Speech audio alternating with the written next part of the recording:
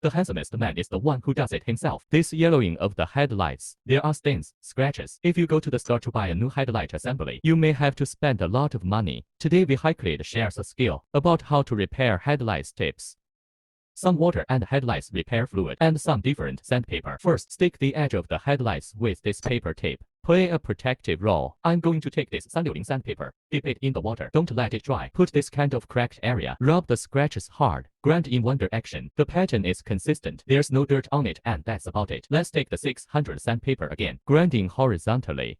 When you make this milky bubble, it's almost the same. Next, use 1200 sandpaper, and then I went vertical and I went all over it, and now there's nothing on it anymore. Take the last polishing sandpaper for 1500 or 2000. We can grind it everywhere. Polishing sandpaper is not vertical. When you leave it to dry, you'll find when this dries, it's all covered with dirt. But this is normal. Special repair solution for headlights. Pour that about 1/3 cup. After switching on the power supply, wait about 2 minutes. Just hold the gas up to the lamp and smell it. It's time to witness the miracle. You see how it's all changed right now.